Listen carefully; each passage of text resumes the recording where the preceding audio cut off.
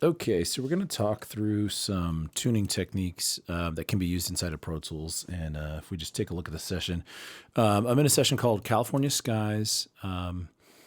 This is a track that I wrote and I recorded on just one of those nights that I was just doing some writing, and I kind of like the feel of the original takes. I tried retaking some things, and I just wasn't super excited about it. I felt like the authenticity was there in a lot of the original performances from the first recording that I did of it. And but because of that first recording draft, there's a lot of rough edges. There's a lot of things that need to be tweaked. And so we're going to start off with the piano here. I'm just going to zoom in a little bit this way, both this way and this way. And then going to blow it up a little further here in a moment.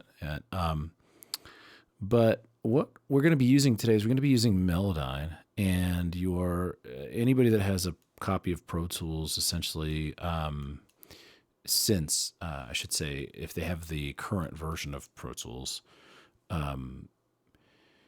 has access to Melodyne. And what you need to do is go to the Avid account, go to your Avid account, and get the Melodyne license code, and then run the install. From there, after you've installed it into your system, Melodyne shows up nicely down in what normally was the Warp tools. You can also find it at the top under the track section, Melodyne edit. And you need to be selected on a particular track, in order to do that if you do it from the top menu. But I'm just going to pull the piano here, Melodyne. It's going to just take a moment to process. I noticed the other day when I tried to open this up, it got stuck, and I was frustrated with it. I was like, man, why does it keep getting stuck? And then I realized, I ran out of storage space on my hard drive. And, something that happens from time to time as we just get jamming through, working with these systems and having a lot of project files. So just be mindful of the fact that it does take, it's going to take a load in terms of caching and storage, because it's processing your information. So this is the Melodyne view, and it essentially the Melodyne edit window here.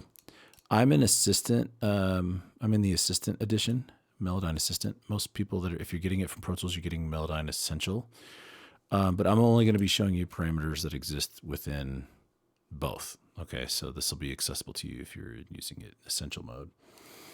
Well, one of the things I preach a lot is the mix process requires great performances.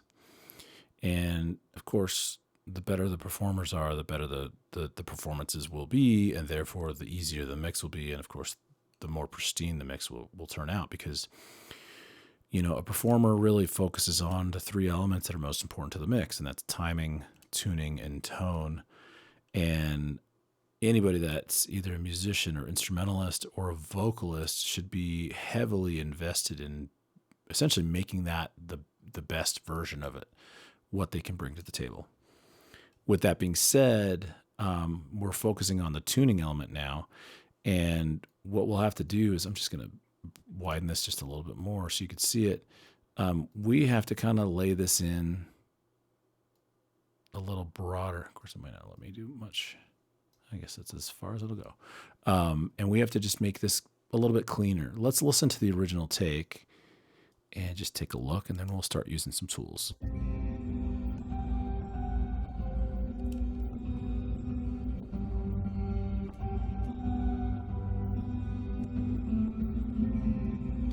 Okay, so if we just focus on just that first section, those first few notes of this piano part, again, it's this.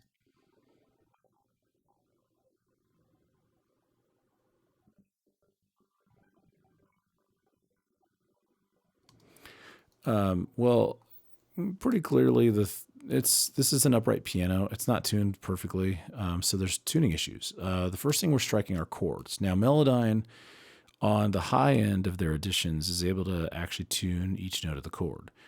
But on the lower end of the editions, the Essentials in particular and the Assistant, you're only going to be able to tune one note at a time and not, the entire system inside of the chord. So we're going to focus on just these steps that happen at the end of the phrase. Oh, I guess it's the 1, 2, 3. Right, those 1, 2, 3. So what I'm going to do is down here in Melodyne, I'm going to, let's see, I'm going to start with those notes. And really, if we look at the breakdown of the way the notes look here, here's our first.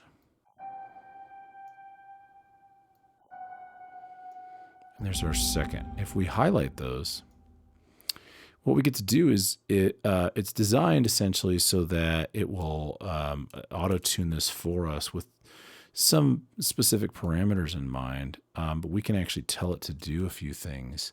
And so what I'm going to do is, let me zoom in. I'm going to hold Control to zoom in a little bit tighter. And I'm going to double click on these. And if you double click, what it's going to do is it's going to position each note at the center of the note, like essentially in tune. Notice if I undo it, you'll see it drifts a little downward. Now let's take a listen to just those first two notes. Okay, good. First two notes are cleaned up. And then we got this long note at the end, and it's actually separated. You can see it's separated into a couple different sections, and it kind of falls if you follow the trail here. But again, all we're going to do is double click.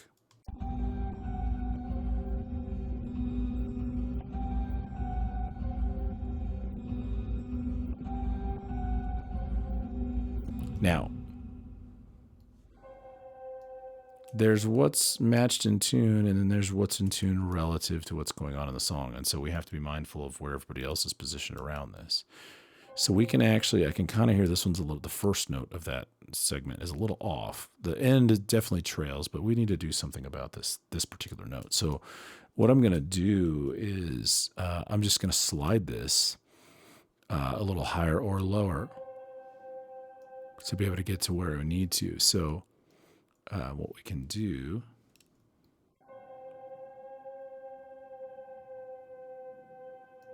is if you hold Option while you're dragging, it allows you to kind of freeform drag. Now it's hard outside of hearing it in context. Let's go listen to it. Yeah, that's basically where I want everybody else. So I'm going to get everybody else that same spot. Let's see this one. So it's reporting as negative 15 cents, negative 15 cents, negative 15 cents. Let's just...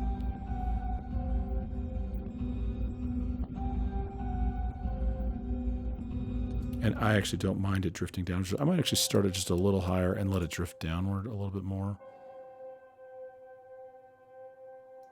Let's try negative 10.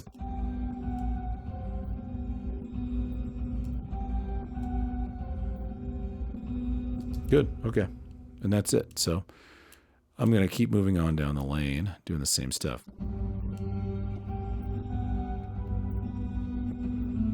So again, doing those 1, 2, 3s.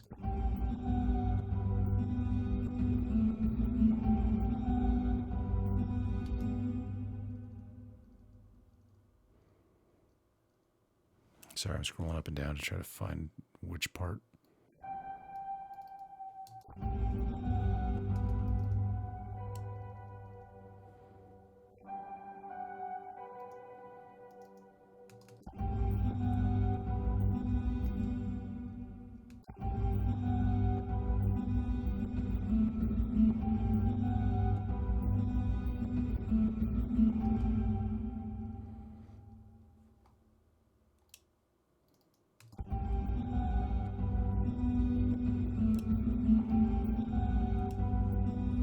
Okay, and so there you have it. So that's our opening section here. Let's take a listen.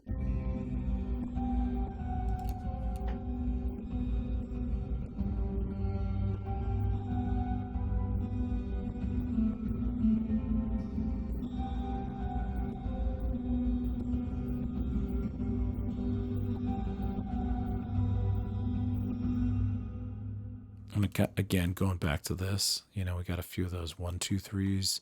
So go attack those 1, 2, 3s again. I mean, we could copy paste some of this stuff, but just trying to lock these in.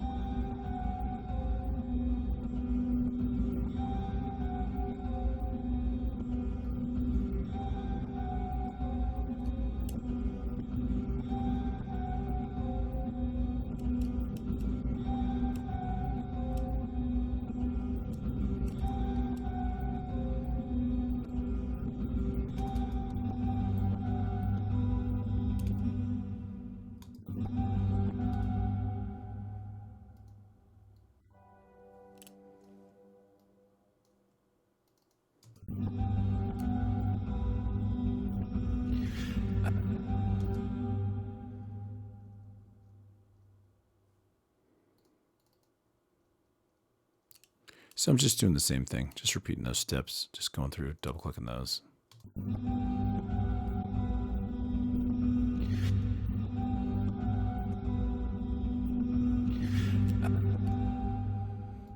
And then it just chills out for a while. So you see that, that part comes back around again. It's kind of as a lead line. So the song takes off, and those lead lines come back around again.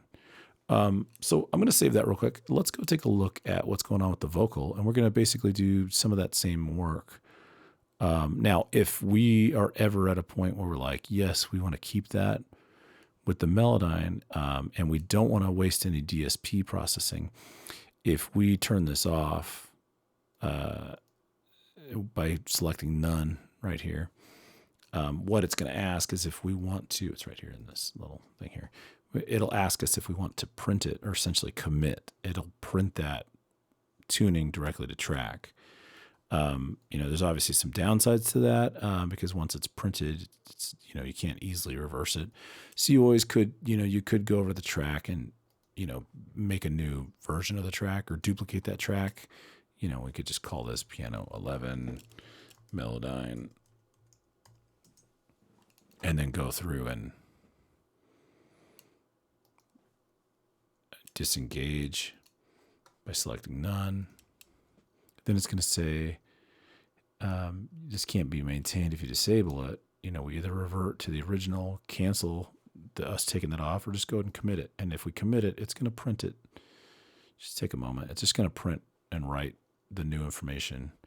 We didn't go down the way and do anything else down here. So it's only doing what's happening right here. So it should still be represented.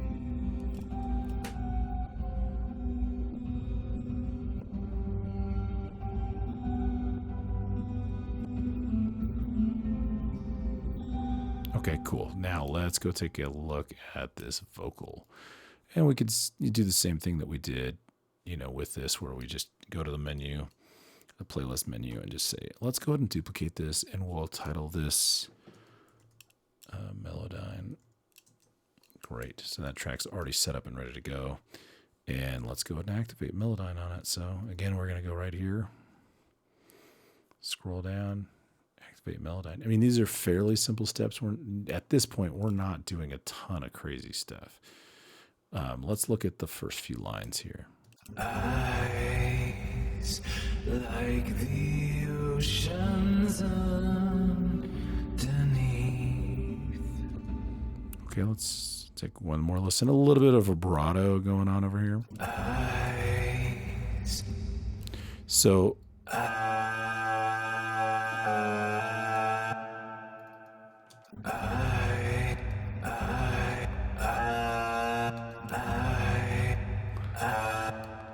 you can kind of hear, I kind of feel like, especially for this is like a slide. We don't have to land this. We want to land the long note.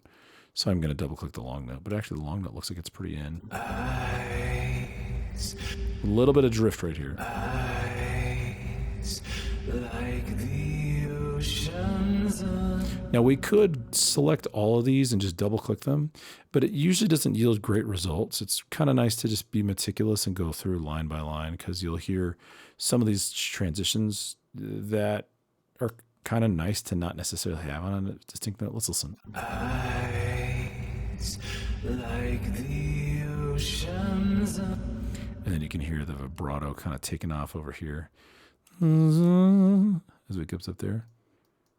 Eyes like the oceans underneath. So this one kind of sounded like just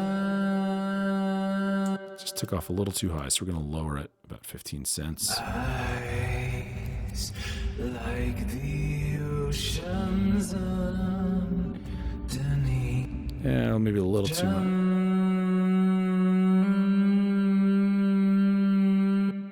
Eyes like the oceans underneath. Okay, and then we got underneath. Let's take a look at the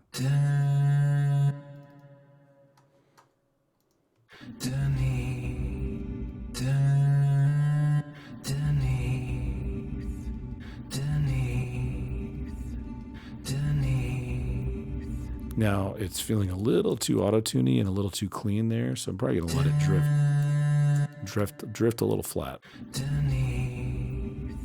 Yeah, so let's take it back. Eyes like the oceans underneath,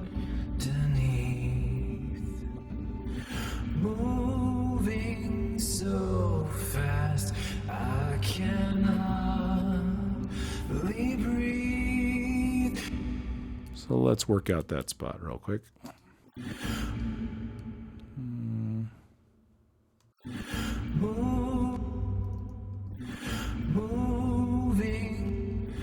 Moving so fast, moving so fast, moving so fast, moving so fast, I cannot. Moving so fast, I cannot. Moving so fast, I cannot breathe.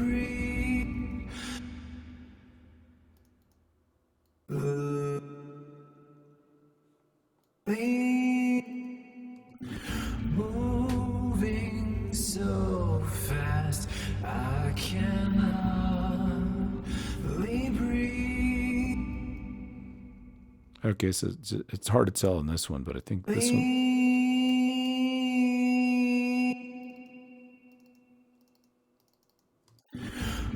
They were supposed to be down that note. So fast, I cannot breathe.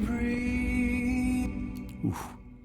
You know, honestly, there's times where it doesn't feel good to be completely in. So something about being a little bit sharp sometimes brightens up the flare of the tone. And it might be more in tune with what's going on with the acoustic guitar, because the acoustic guitar is kind of playing a little bit up high at that point. Moving so fast, I cannot breathe. Almost there, almost there.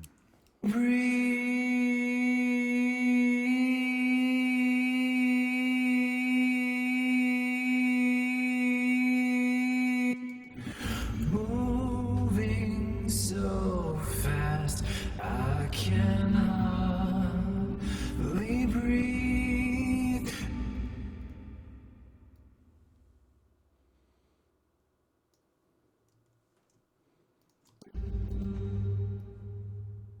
Into night, into night. Breathe into night, into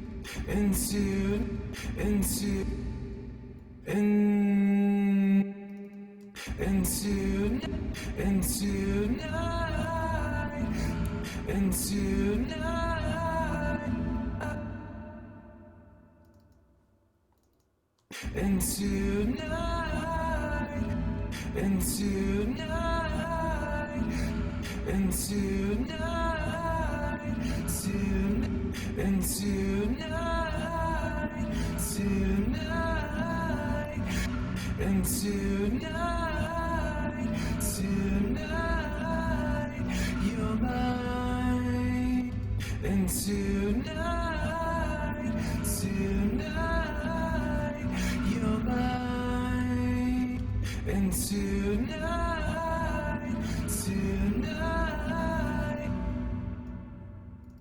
tonight, and tonight, you're mine, tonight, you're mine,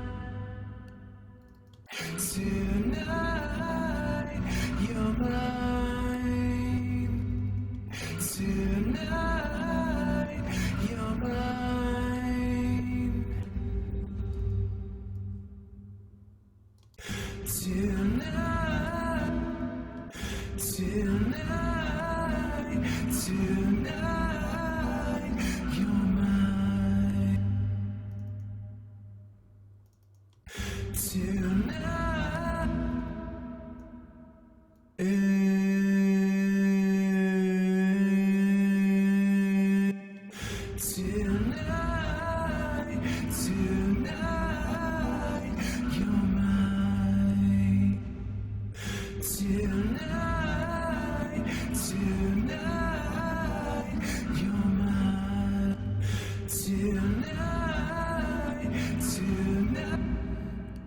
So like one thing I'm noticing is that we got to be super careful with that note that we keep returning to down at the bottom. Kind of want to make those a little more accurate.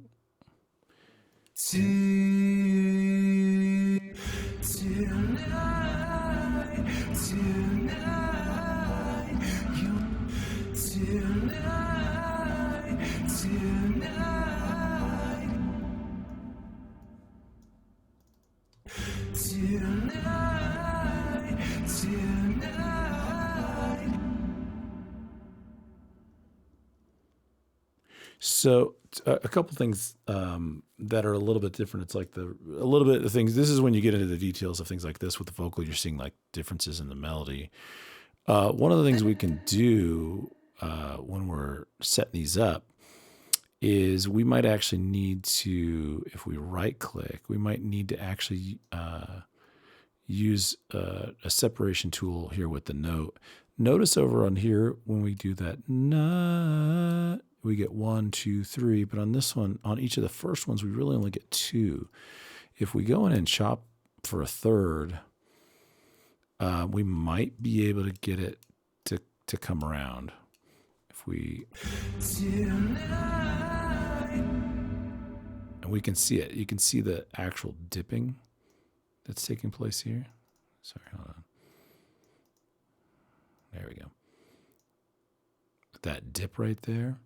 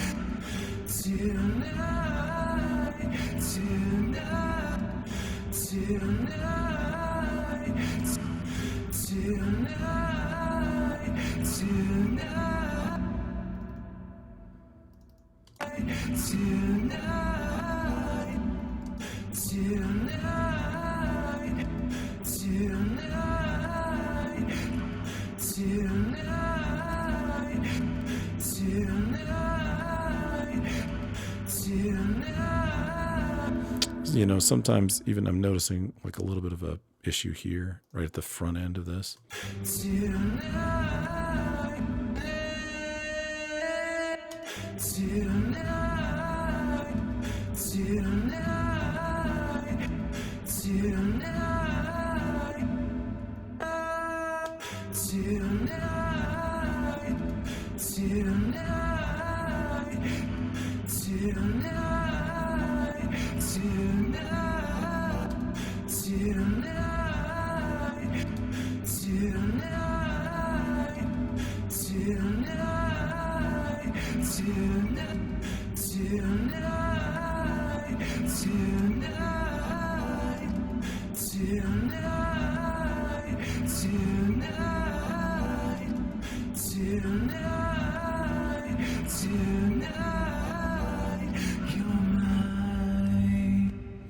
Let's lock that last note.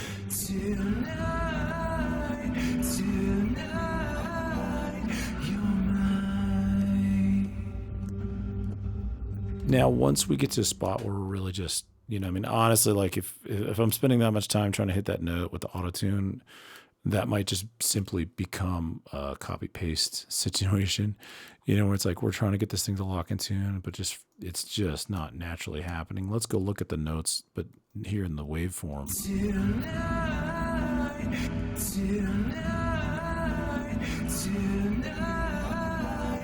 And kind of an easy way to lock in that timing is to just go to the grid. I might put it in quarter note mode. Oh, actually, you know what?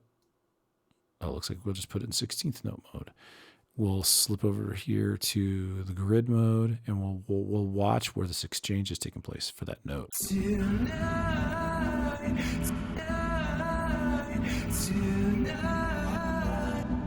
And I noticed the timing is actually a little different. You're there earlier on the other one. Maybe that's why it comes off cleaner, because it's...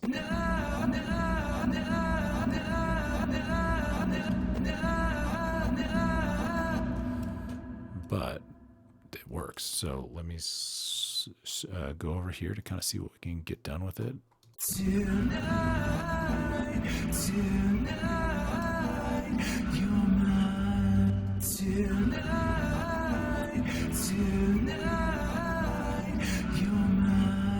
All right, just highlight it, hit Command F to do a batch fade there with that transition. I do notice there's an issue though still. This feels like it drops too far on that second note.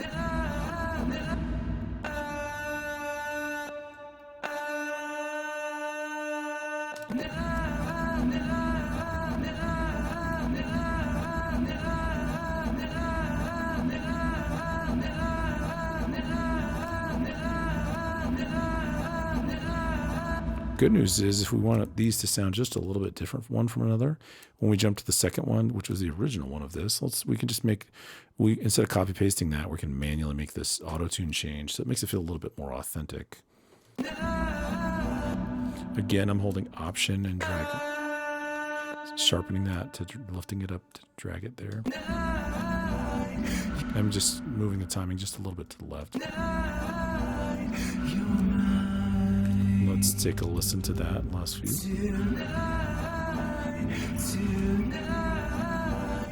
Actually, one other thing I notice is that I'd like for that to be a little sharper.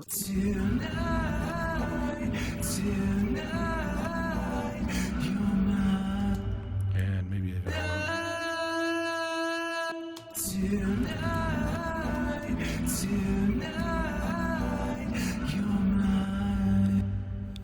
Ooh, that last note is very boring. You're mine.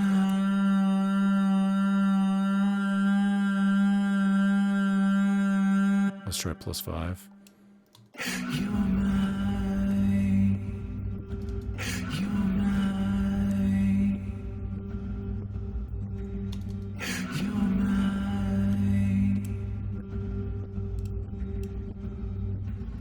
And again, it's still kind of boring, so I might actually split this note into kind of in the middle, let it shift up a little bit while it goes.